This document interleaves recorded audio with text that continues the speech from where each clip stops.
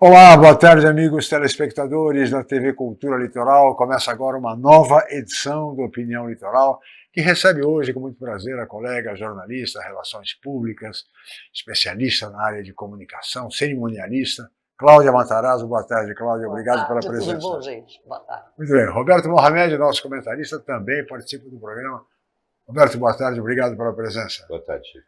Muito bem, Cláudia, Roberto. Eu queria começar o programa apresentando um VT do depoimento do ex-ministro de Direitos Humanos, Silvio de Almeida, a respeito do episódio de assédio sexual, da denúncia de assédio sexual contra o ministro, e ele dá algumas explicações. Vamos ver, por favor. Ela caiu numa armadilha que é da falta de compreensão de como funciona a política, a mesma armadilha que eu caí também.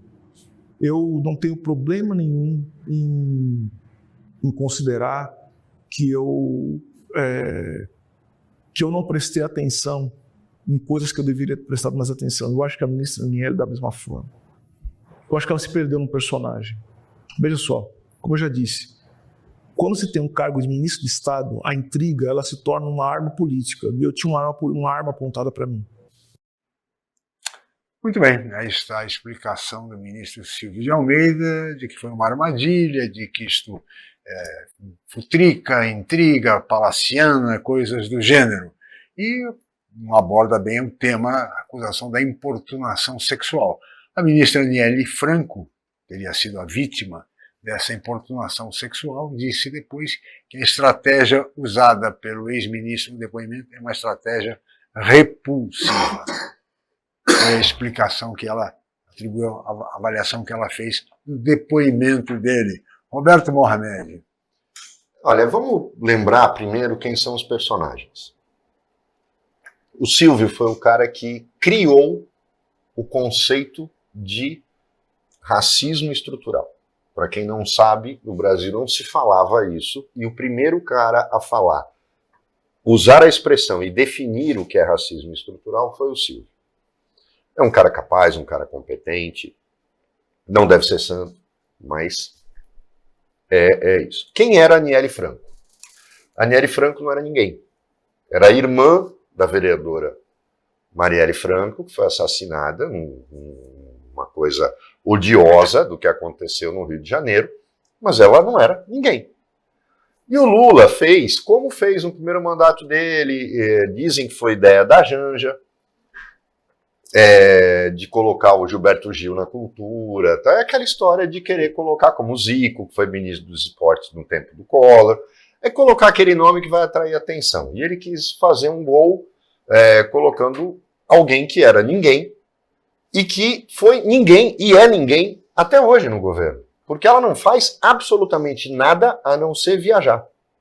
Com as assessoras dela, uma inclusive cretina, flamenguista, que chegou aqui num jogo em São Paulo e deu uma declaração estapafúrdia, preconceituosa contra os paulistas. Mas ela só quer viajar. Com o erário, com o dinheiro do erário, jatinho da FAB, passagem aérea paga e ficar viajando.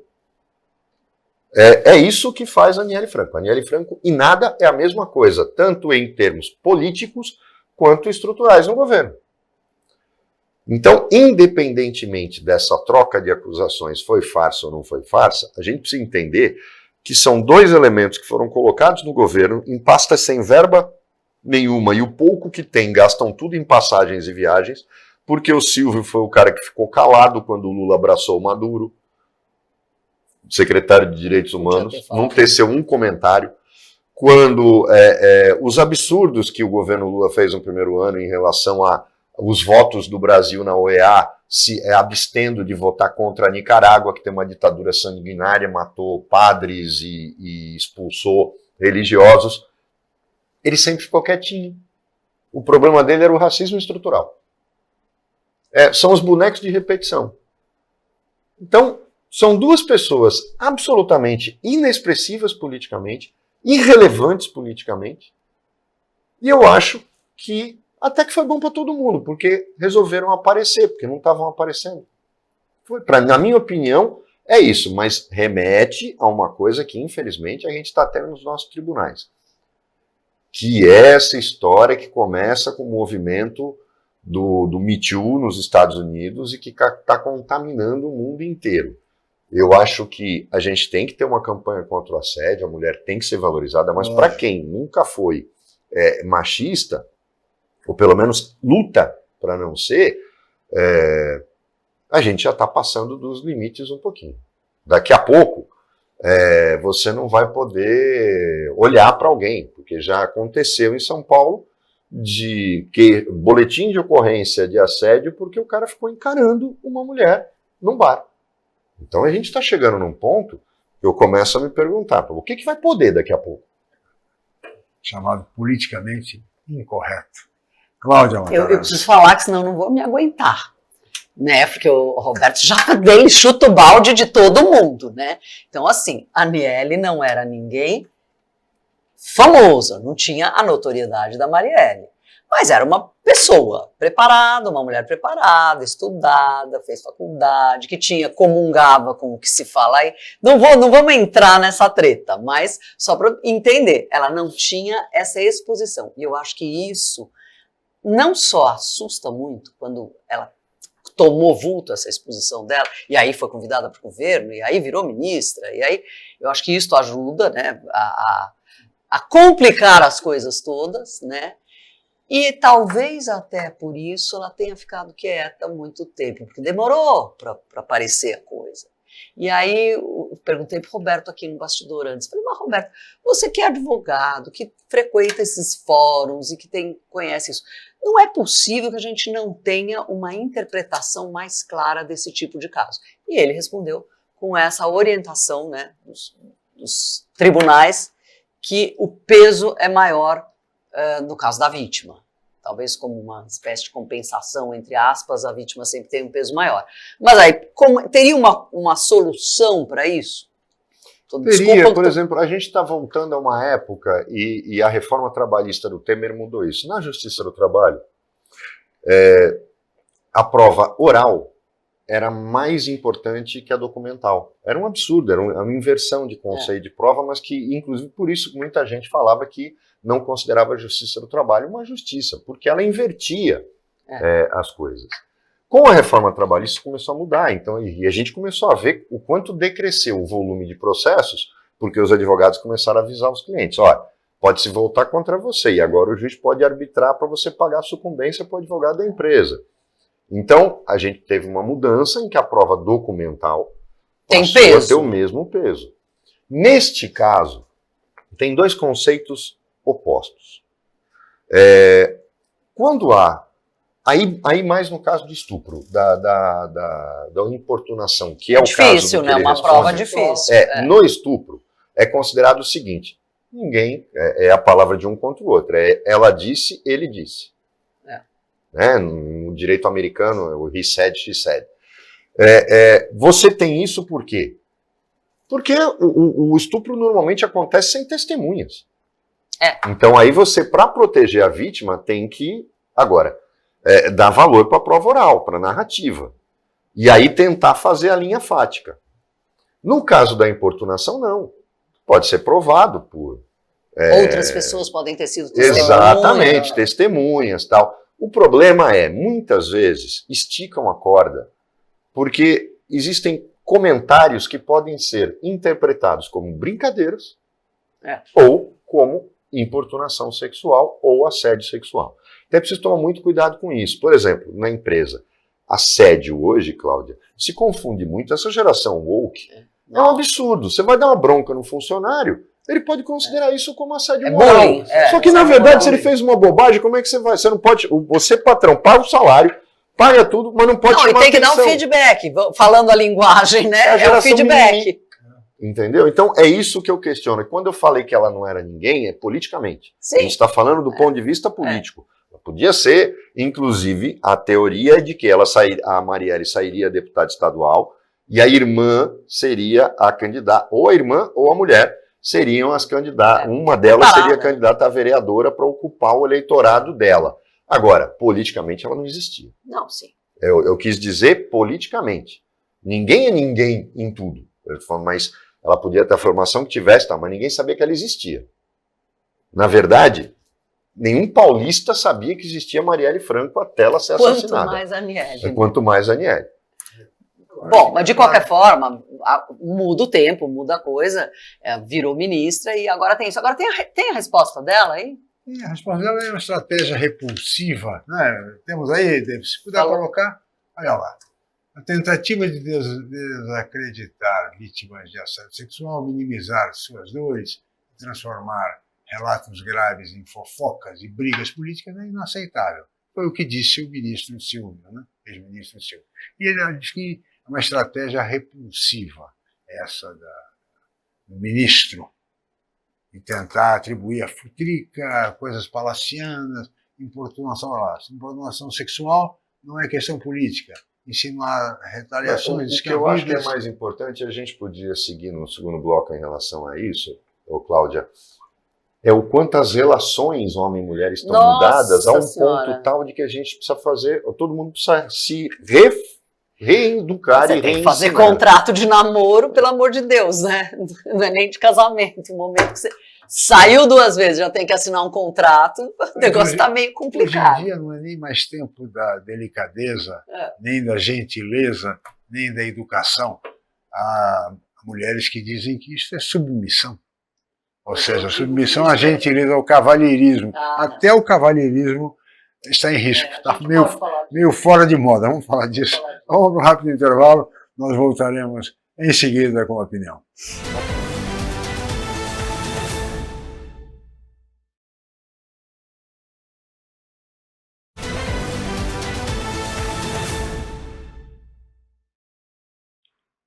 Muito bem, estamos de volta com a opinião que recebe hoje a colega jornalista Cláudia Matarazzo e o advogado, nosso comentarista Roberto Mohamed. Cláudia, mantendo aí o tema do bloco anterior, queria te perguntar o seguinte, gentileza, cavalheirismo, estão fora de moda? Então, gentileza não é que está fora de moda, está sumindo do nosso repertório, que é muito triste, né? E isso é no mundo, não é só aqui, é no mundo. Então, as mulheres lutaram muito por um espaço, beleza? Conquistamos alguns, outros nem tanto. E nesta luta tivemos vários erros de percurso e um dos maiores enganos é achar que se você aceitar que alguém te abra a porta, você está sendo submissa. Não, eu consigo abrir minha porta. Lógico que consegue. Agora, se alguém está te facilitando uma coisa, é uma gentileza só. Né? Questão de educação. É uma questão de educação. Então, assim, não pode abrir a porta. Não posso servir cafezinho, porque senão está me humilhando no escritório. Não, mas homem também tem que servir cafezinho. Então, homem serve café, mulher serve café.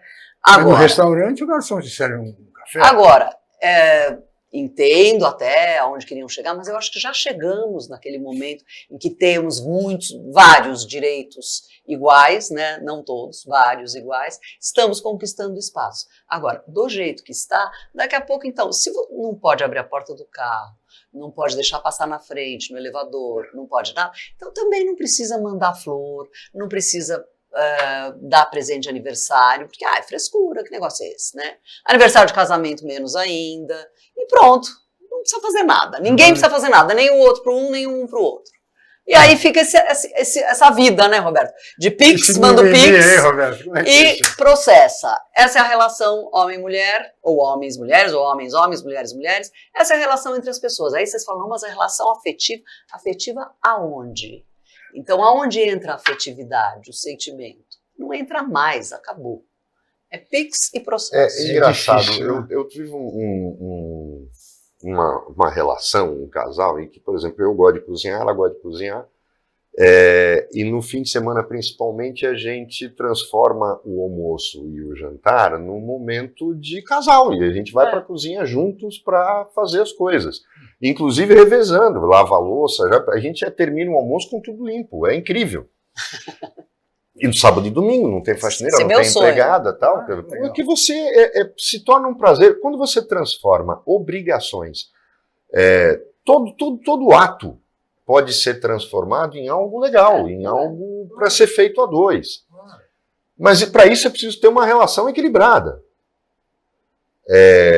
E quem cria homens machistas são mães machistas, não são pais. Porque ninguém é criado pelo pai, a não ser quando perdeu a mãe. Normalmente você é criado pela mãe. E é machista, a minha mãe era machista. A minha mãe era machista. É uma geração machista. No passado era assim. No passado era assim. Então, uma geração. o que me espanta é que essa coisa do cuidado excessivo com o que você vai fazer, quer dizer, é aquela coisa de a mulher pode ter perfil no OnlyFans, no Privacy e tal, mas não quer ser chamada de alguma... Pô, eu não consigo mais entender o que está passando na cabeça das pessoas que querem liberdade para fazer o que quiserem, mas não querem arcar com as consequências das coisas que quiserem fazer. Eu acho que pode fazer o que quiser. Agora, no momento que você se expõe, a crítica existe. As pessoas falam. Tem uma coisa que... político que não quer ser criticado. Só que, Cláudia, eu queria agora trazer para a discussão, porque começou agora, Hollywood já várias vezes encarou, e a gente está na semana do Oscar, nós vamos falar sobre isso, mas há um filme que foi lançado esse ano, A Acompanhante Perfeita, que fala de uma situação que o primeiro filme recente a ter abordado isso foi o Mulheres Perfeitas, baseado no livro do Ira Levin, que era com a Nicole Kidman, que é a ideia de mulheres reais serem substituídas por androides. Eu acho que tem a imagem do cartaz do Acompanhante, do Mulheres Perfeitas, Aí, ó, esse filme. E é um filme que surpreende, porque surpreende no final. Porque a Nicole Kidman faz o papel de uma mulher de verdade, que chega com o marido numa cidadezinha, são chamados à comunidade, e ela fica espantada, porque as mulheres são absolutamente subservientes aos homens, doces. E ela tinha uma carreira profissional e tal. E aí, no final, se descobre que eram todas robôs. Que maravilha. E os maridos substituíram suas mulheres por isso. E o final é surpreendente. E o Acompanhante Perfeita parte desta premissa. O cara está num supermercado fazendo compras, se encanta com uma mulher, se aproxima dela, como normalmente a gente faz quando está num lugar público e vai se aproximar de uma mulher, mas ela é um androide. E ele sabia que ela era uma androide. Porque é o modelo que mais vende da fábrica que está fazendo aquilo e tal. E o filme traz a discussão que esta necessidade, esse produto, se tornou uma febre por causa dessas coisas de Mas sem dúvida de assédio, nenhuma, porque tal. essas mulheres estão muito chatas também. E aí tem homens. outros filmes, como o Megan, que fala... É um filme, esse filme, e o Alice, que é o outro, que é com a Megan Fox, esses já falam de uma outra situação, que é aquela de não impor limites às crianças. Nossa, o Megan, por exemplo, é a história de uma robô criança, que é criada e vendida para fazer companhia a uma filha, a uma criança real. Só que ela desenvolve um defeito e passa a defender esta criança com unhas e dentes, isolando-a e blindando-a, inclusive matando pessoas. E no caso da Alice, ela se apaixona ela quer substituir a mãe da menina, ela é uma babá, androide, e quer substituir a mãe da menina e ficar com o pai dela. Olhem bem onde a gente... Mas, num mundo de inteligência artificial, tudo é o que possível. vem a discutir é o seguinte: será que a gente está caminhando para uma incapacidade de relações interpessoais no mundo real? Não, eu não tenho a menor dúvida. Eu já há algum tempo a gente está caminhando para isso, né? Isso não é de agora, não é por causa da inteligência artificial. Eu acho que é falta de comunicação mesmo, a pressa perene, todo mundo vive com pressa, e antes das redes sociais já viviam com pressa. Agora a gente vive com uma mega pressa. Agora não existe mais tempo. Acabou, ninguém tem tempo para nada. Então então você vive para quê? Né? Então eu acho que a gente tem sim, tá com um problema de comunicação gravíssimo, gravíssimo. E como todo mundo tem pressa e não tem tempo, ninguém para refletir, ninguém para aprofundar relações, e a coisa não tem muito, acho que não tem muita possibilidade de melhorar a curto prazo, não. Acho que não, Roberto. É triste a gente chegar nesse ponto em que o futuro das relações humanas, a gente começa a estar muito próximo deste tipo de futuro, desses filmes, ao invés daquele futuro imaginado pelo Gene Roddenberry em Star Trek, em que a humanidade encontrou a paz, se tornou um mundo Não, e que só. tinha beijo no final do filme, né? A pessoa beijava, não assinava contrato, né? Beija. É outra história. Falando em cinema, Cláudia, o tema obviamente se impõe. Né? No domingo agora teremos o Oscar, né? Que aliás vai dividir parte do interesse junto com o desfile das escolas de samba. Genial, né? Não vai parar a Sapucaí, vamos combinar. Enfim, Que tá importante de esse qualquer Oscar. maneira, temos aí o Oscar e eu ainda estou aqui concorrendo em 3 categorias, como se sabe. Eu queria a sua avaliação, Cláudia. Ganhamos algum Oscar aí? É uma avaliação Dá um totalmente palpite? contaminada, porque a gente torce para que ganhe as 3, alguma, enfim. Mas acho que melhor atriz, embora mereça, a gente tem Demi Moore ali concorrendo loucamente, com a história de Demi Moore, que também já foi nomeada, mas não ganhou, aquela história. Então, não sei. Agora, um Oscar de língua estrangeira, talvez. Melhor filme estrangeiro. Melhor filme estrangeiro. Alguma coisa tinha que ganhar. Porque é muito bom o filme e eu acho que nós estamos merecendo essa alegria, né, Roberto? Roberto. Eu também acho que, na verdade, só o fato dela ter sido indicada, como já a mãe ganhou. foi, a chance dela ganhar é muito pequena. O Globo de Ouro, ele tem uma certa desvinculação nacional. Historicamente, o Oscar já premiou atrizes inglesas, mas aquelas que filmaram nos Estados Unidos, Então, não em filmes ingleses. Existe realmente a academia, ela é muito, embora votem pessoas do mundo todo, 70% dos votos vem de americanos. E a Demi Moore carrega essa coisa de ter sido indicada e não ter ganho, e ela é uma atriz com muito carisma e muito respeitada, inclusive como pessoa, ex-mulher do... Não, e é uma atriz de talento, né? Fez filmes, do Bruce Willis. Ela é uma pessoa muito simpática, sempre foi acessível. E eu acredito que seja ela, até porque uma estrangeira ganhar, tanto a atriz mexicana, ela é espanhola, né? Eu não acho que elas tenham chance. Como filme, também é muito difícil. Os únicos filmes estrangeiros que ganharam o Oscar são filmes asiáticos. São mercados emergentes que interessavam para os Estados Unidos. E aí a pergunta que não quer calar: a academia é trumpista ou tem mais gente? Não é. Então é capaz que tenhamos uma chance. Eu acho que a gente tem chance e já está no papo o de filme estrangeiro. E dificilmente você vai ter um filme ganhando filme estrangeiro e melhor filme. Então, mas o fato da gente ganhar pela primeira vez o Oscar de melhor filme estrangeiro tá lindo. Já para nós um tremendo marco. O que me chama atenção, e eu lamento, é o que aconteceu com Marcelo Rubens Paiva.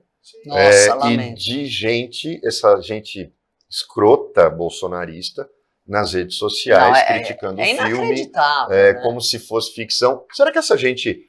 Eles não viveram a ditadura, a grande maioria, mas não coloque idiota na sua testa, negando o que aconteceu nesse país de 64 a 1985. Na saúde já negaram muita coisa, né? Perderam Negar a história também não dá, não é possível. Então, é o que nós esperamos realmente também, acho que o melhor filme estrangeiro. Vamos torcer, eu estarei lá assistindo pela televisão. Tá certo. O desfile e o Oscar. O filme é imperdível, de qualquer forma, para quem não assistiu, o filme é imperdível. Agora, é lamentável, como bem disse o Roberto, essa agressão ao Marcelo Rubens Paiva num desfile de carnaval. No Baixo Augusto, em São Paulo. Ele desfilando ali, sempre fez. Desfilando. O cara da cadeira, numa boa, pelo amor de Deus.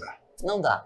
Por favor. Só falar uma coisa, porque eu acho que a gente fala muito da Fernanda, e a Fernanda é gigante mesmo, e o Walter Salles é gigante, o filme é lindo. Mas tem uma injustiça aí com o Selton Mello, que está maravilhoso, ótimo ator, e aparece até muito pouco no filme, né, Roberto? Mas quando ele aparece sempre com delicadeza, sempre com você vê que estudou o personagem, porque não é o Selton Mello, aquele é o Rubens Paiva, né? É impressionante. É a imagem. Muito parecido. Muito lindo, muito lindo. A atuação dele maravilhosa. Excelente. Muito bem. Peço a licença de ambos, vamos para mais um intervalo. Voltaremos em seguida.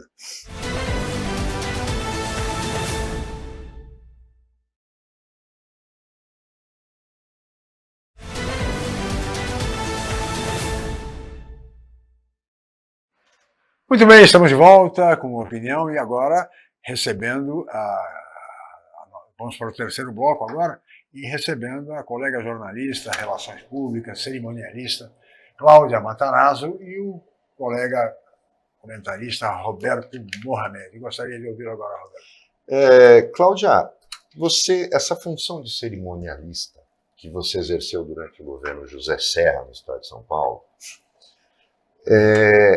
da mesma forma como a gente tem falado aqui no programa que infelizmente acabaram com o papel do porta-voz, por isso que se os políticos agora falam bobagens direto porque não pensam nisso e cada um fala uma coisa em dentro do rede mesmo social, governo. né? Exato.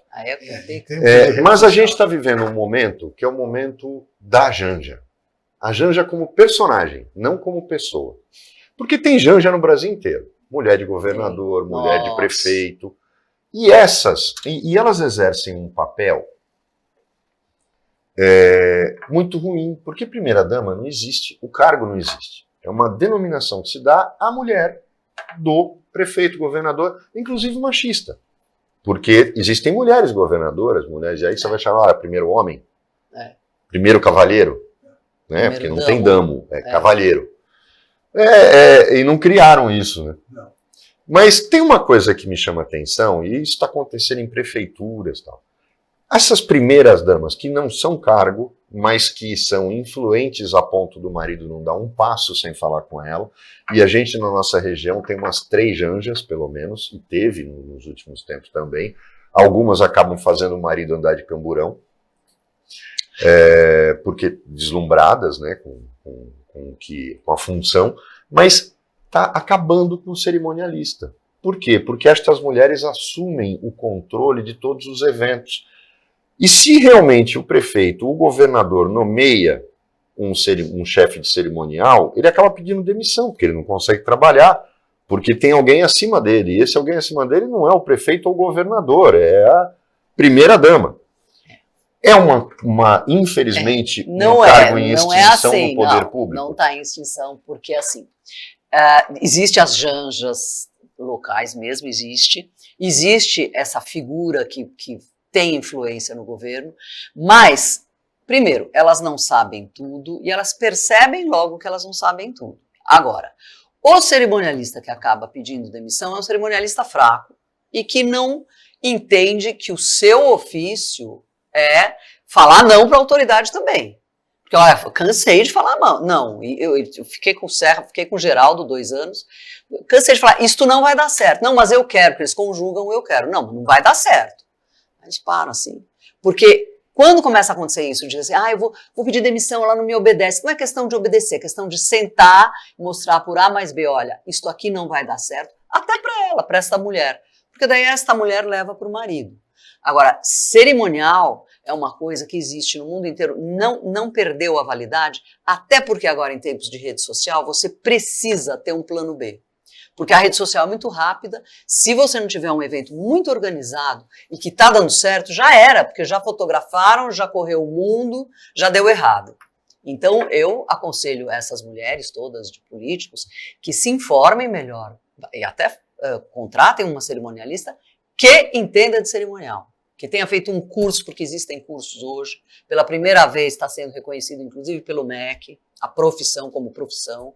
Então existem cursos, existem associações, eu mesma faço um monte, mas você vai entender a importância de um evento bem organizado, que cerimonial nada mais do que isso, não é nada mais do que isso. É bem organizado, que teve um planejamento antes e principalmente teve um briefing dessa mulher que falou, olha, eu quero ou desse cara ou dessa autoridade, eu quero um evento para atingir isto, para falar isso, para comunicar isto. O cerimonial vai entregar isso.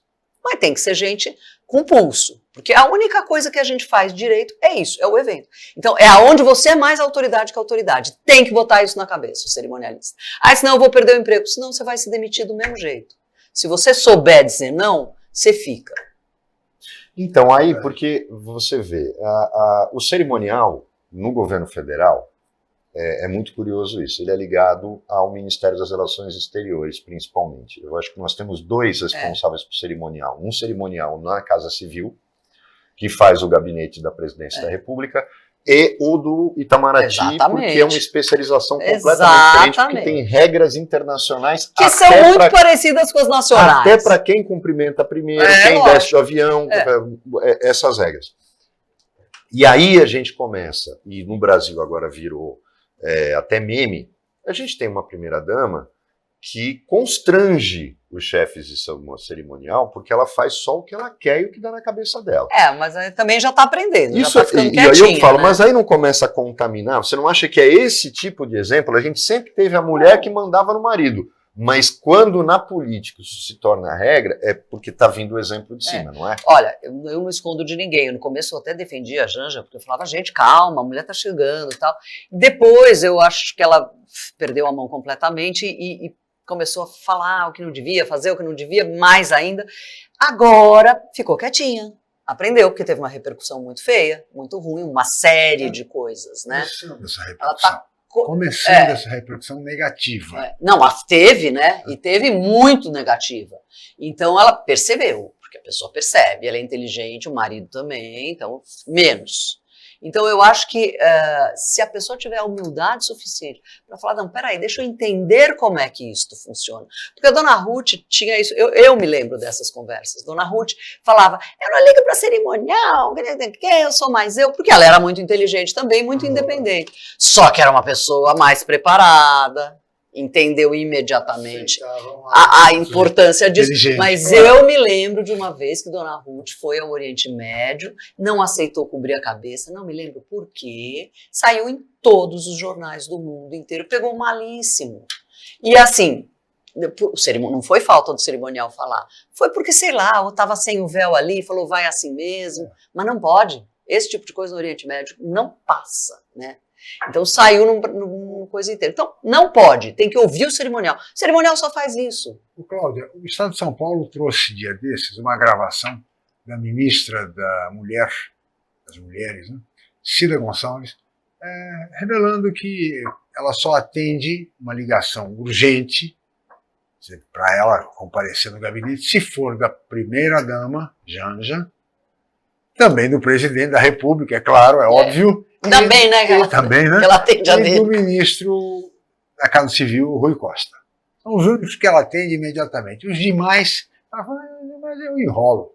Se referiu até ao Padilha. O Padilha chamava por qualquer razão, eu enrolo. Não vou correndo na hora. Isso foi revelado. Ou seja, mostra claramente também, Cláudio, o poder da Janja. Eu acho que mostra mais do que isso. Eu acho que mostra uma incompetência de quem fala uma frase dessa. Porque, assim, isso é típico do poder. Não, eu vou enrolar, tem muitas... Porque as pessoas te acessam muito também. No poder tem isso. Te ligam muito, te acessam muito, pedindo coisa o tempo todo. Então, claro que de vez tem coisa que você tem que enrolar. Agora, colega ministro, você não enrola. Né? Vai dizer que a esses eu enrolo? Como assim? Então, primeiro não tinha que ter falado isso, quieta. Boca fechada, não entra mosca, né? Declaração absolutamente infeliz. Comentou, acho que informalmente, coitada, o Estadão pegou essa gravação, publicou.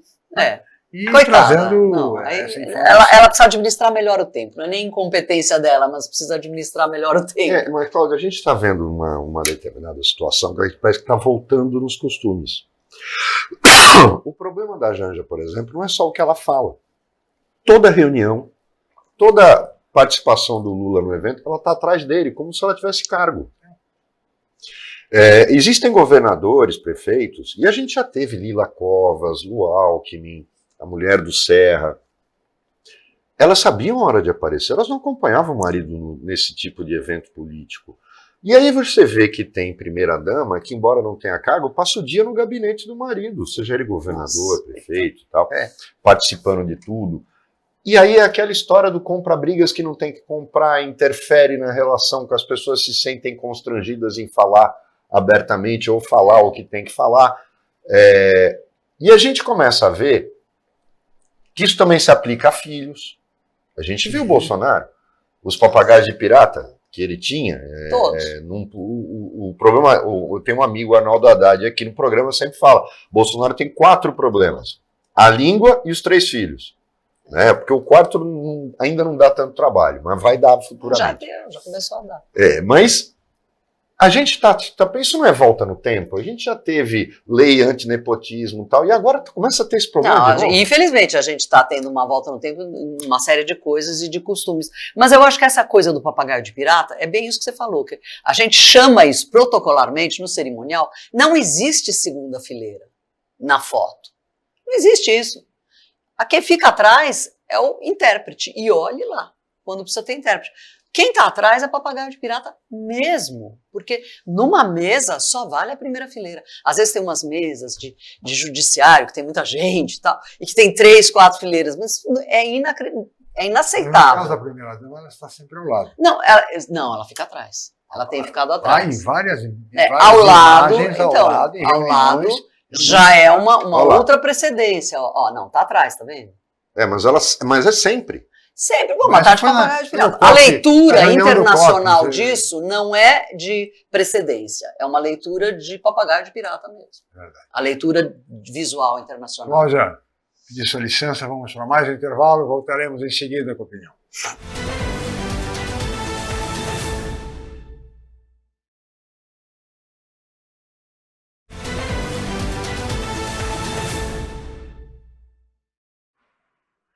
Muito bem, estamos de volta com a opinião que recebe hoje a colega jornalista Cláudia Matarazzo e o comentarista Roberto Mohamed do programa. Aliás, Roberto, sobre o que você falou, essa foto que mostramos agora da COP20 mostra o presidente Lula falando, discursando, e a primeira-dama na primeira fila.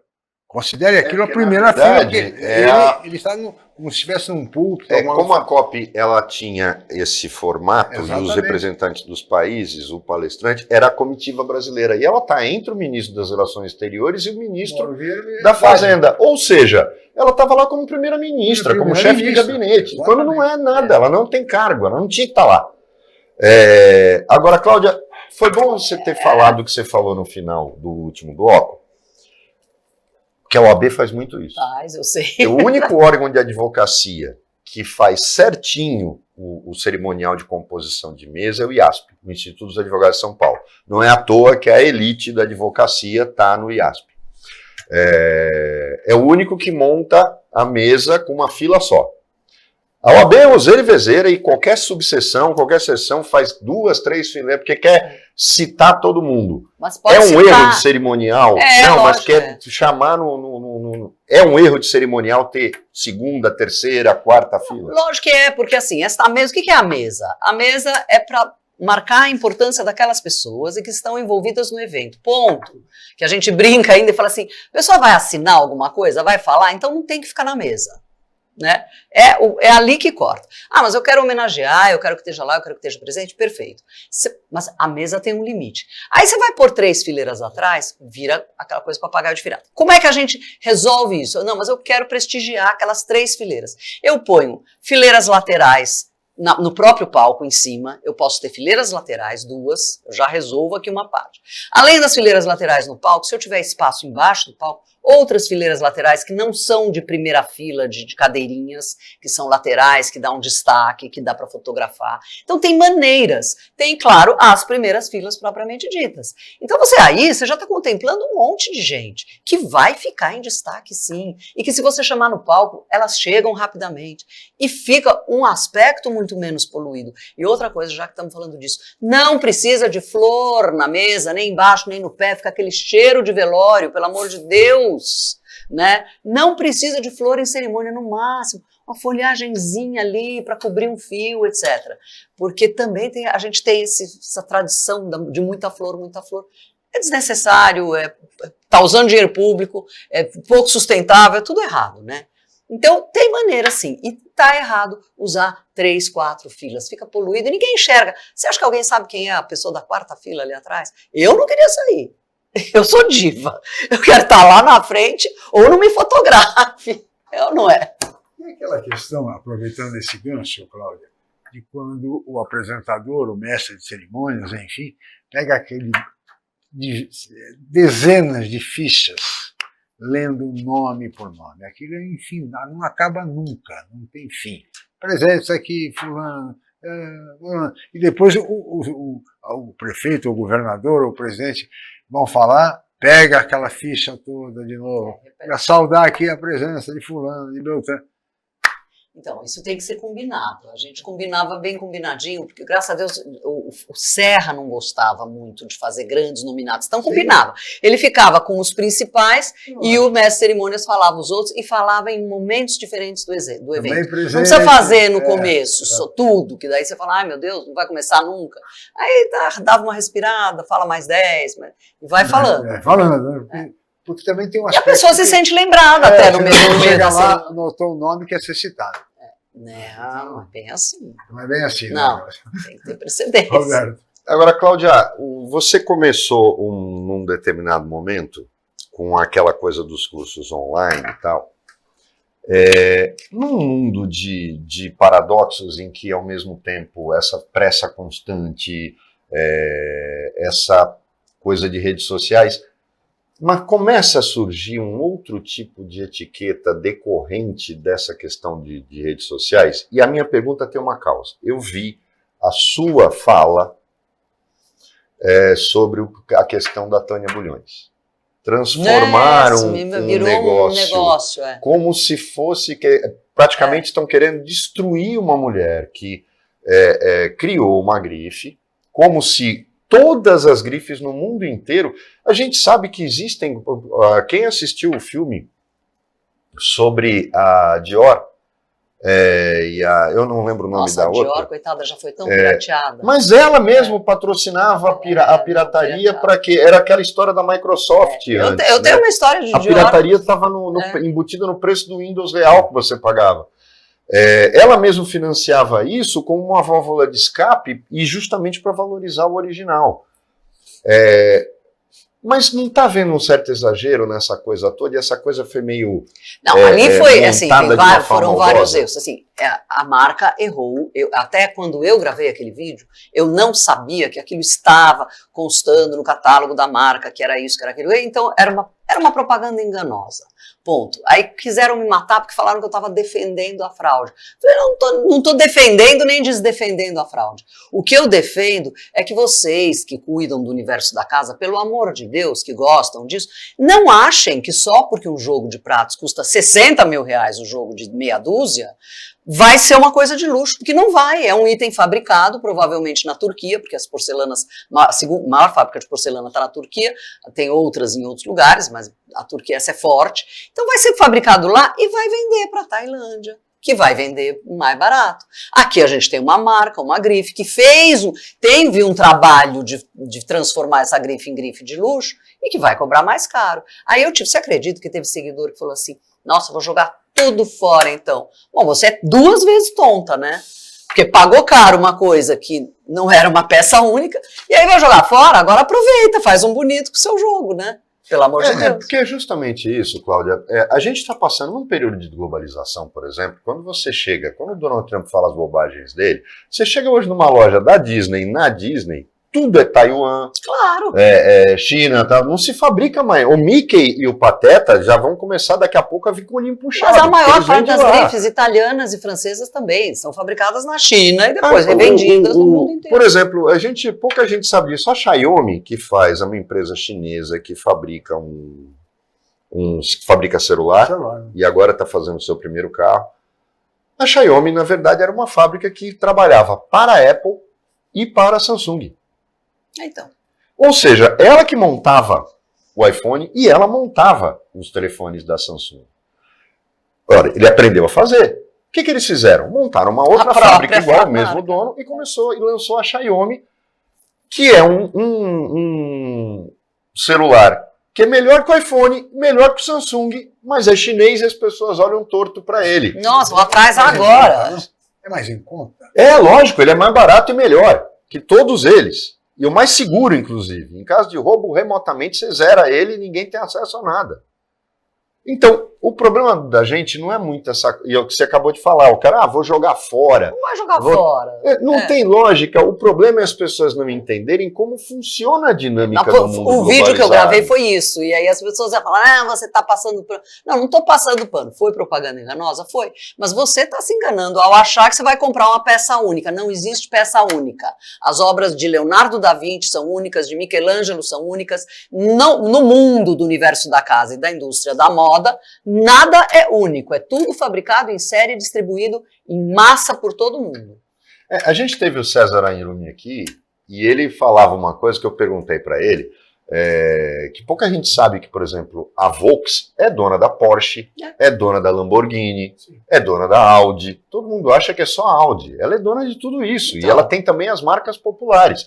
E que, por exemplo, quando você compra o Audi Q8, o Porsche Cayenne e o Lamborghini Urus são o mesmo carro. Você vê, o mesmo motor, o mesmo tudo. Mesmo carro. Só que com uma diferença de preço absurda. E aí você escolhe. Tem diferenças, óbvio, de acabamento e tal. Mas aí o César responde aqui, que ele participa do Autosport na Globo, e ele fala, não é só uma questão de ser trouxa e pagar. É questão, carro é aquilo que você mostra, onde você chegou na vida. Na moda é a mesma coisa, não é?